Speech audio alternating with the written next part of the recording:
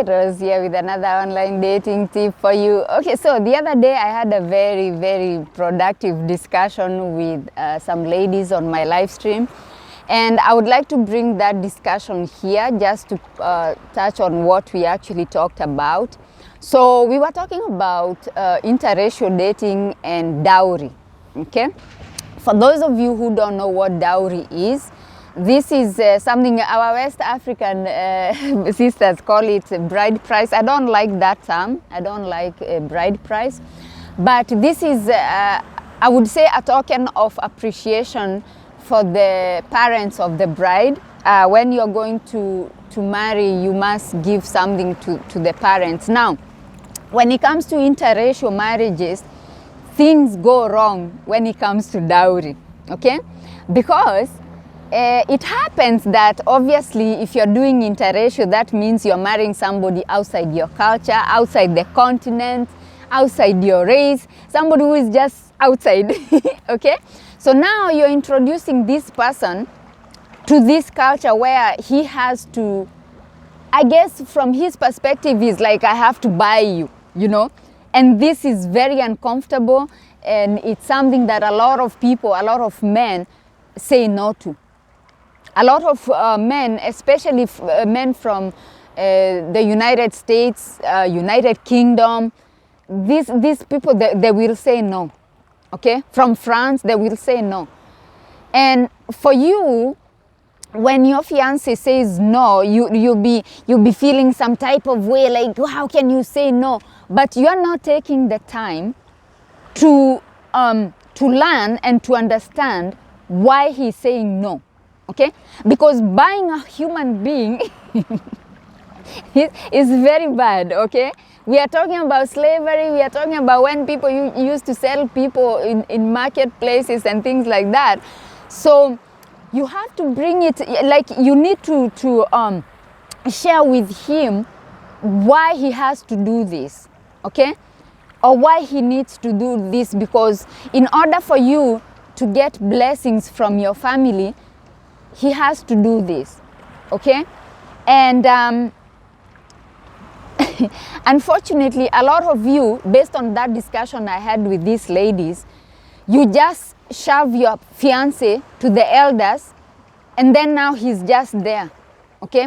He's just there. He's maybe there's language barrier as well. Maybe your relatives are not very good in English, or maybe even his English is not very good, because if the guy is coming from countries in Europe where they don't speak English, then there will be a language barrier, okay? And another thing is, the way you bring this case to him, chances are he is going to say no. You have to be very wise, and you have to know that this is somebody who is not coming from your culture. He's coming from a different culture, okay? And I don't know why, like, tell me why, when we get involved with somebody who is outside our culture, we try to instill them into our culture, like we force feed them to go into our culture. Like, if you study his culture, you might find that actually in his culture, things are the other way around. The bride needs to bring the dowry. Because in a lot of European countries, that's how it is. Even here where I live, that's actually how it is. Like if young people want to get married, you might find the lady, the girl, the young lady is the one who is bringing the house that they're gonna live in. You know, she's bringing, you know, a lot of things into the marriage. Okay, the father is paying for the wedding. That happens also actually in the US. The father of the bride is paying for the wedding. Is paying for everything. In some cases, both families come together and maybe buy an apartment for this young couple to start their life, because in most cases they're just young people starting life together. But when it comes to us marrying outside our race and outside our culture, we bring this man into this culture, and it's not his culture, and now we must push him, and he must do it, and he must do it. And as we saw in our discussion, a lot of weddings were called off. I couldn't believe it. I was like, oh my God, this thing is serious. There's a lady who said my wedding was called off. You know, he went in there, And according to my culture, I'm not allowed to be there with him. So he went there by himself, and he got so pissed off that he came out and he booked a flight and he left, and the wedding was off. Oh Jesus, the wedding was off.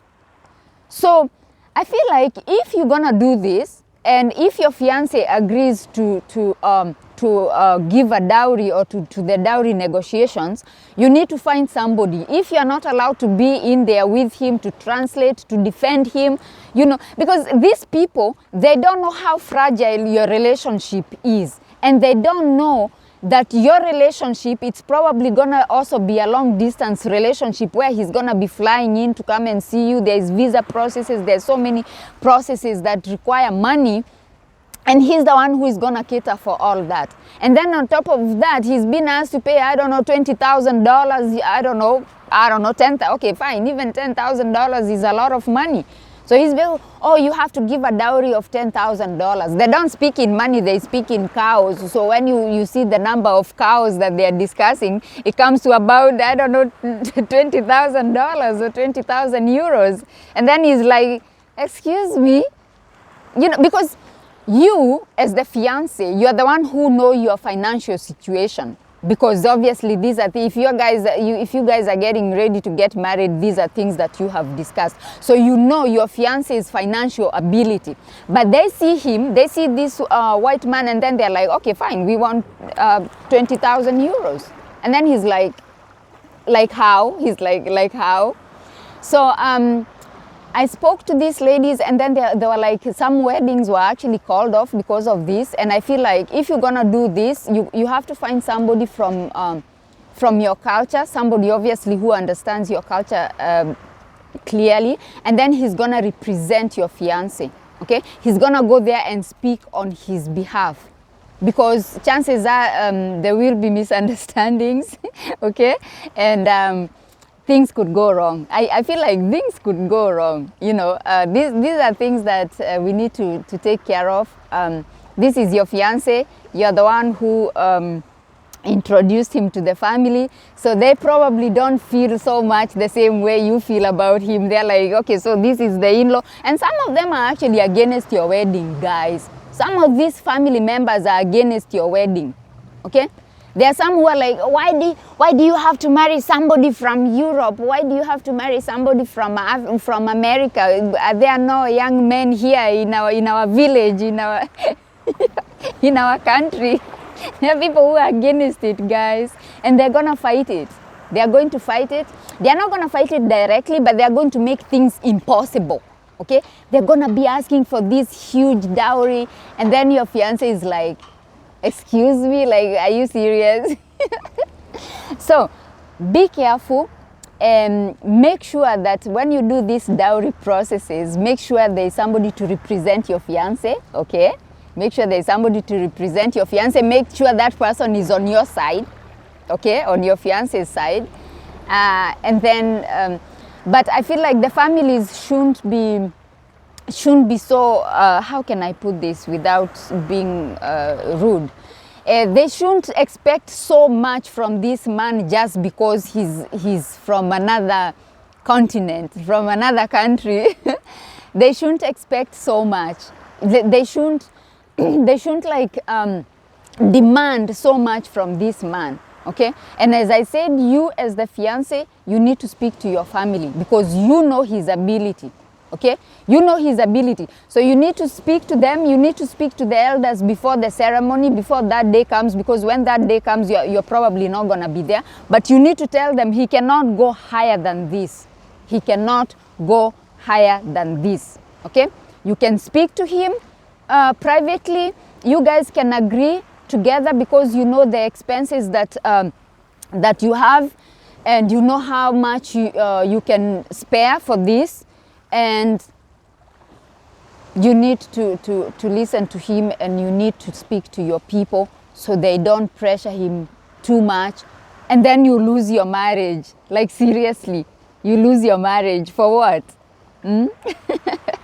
Oh my goodness. So I just wanted to come on here and talk about this, because these are things that we don't discuss so much. And I don't want, if your relationship is genuine, I don't want people taking advantage of your fiance and ruining things for you. And also, even if he agrees to give that huge amount of money, you're the one who is gonna suffer in the long run. Because when you go there to the US or to UK or wherever you're going, you're gonna find that now maybe he might even take a loan, and then you're paying a loan because he had to give this money to your family. So look after yourselves, okay? Besides, when you move to that place where you're going, once you settle down, you get a job, you get things going, you'll probably be supporting your family anyway. So if he gives a small dowry just for the purpose of, like a ceremonial kind of thing, just like he has done it, he has given respect to your family and to your elders and to your parents. Once he does that ceremonial thing, later on you're gonna be supporting your family anyway. That's what we do. Like you're not gonna be making money in Europe or and in America and not sending money to your parents and to your family. So because that's what we do. So make sure things go smoothly and your wedding is not called off because of dowry. Oh Jesus, that is devastating. Like everything is going so well and the wedding is already prepared and it's now just about sorting out this dowry thing, and then everything falls apart. That is horrible. Don't let that happen to you, okay? Be careful. This is your fiance, you love each other, you know your financial abilities. Be careful. This is why I usually say, why don't you just go to the registry and get married? But anyway, I know a lot of African parents will be against me if I say that, but I feel like in this intercultural and interracial relationships and marriages, I feel like sometimes it's better you just go to the registry, get married, get your marriage certificate, get the process going, the visa process going, and then you can sort out other things later.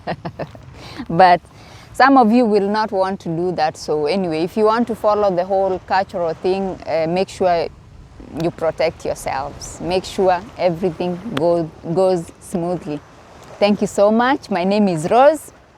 I'm Rose Blogger on all social platforms. Please follow me. Subscribe to my YouTube channel. Watch my videos all the way to the end. And then like. Thank you so much. And I'll see you on my next one. Bye.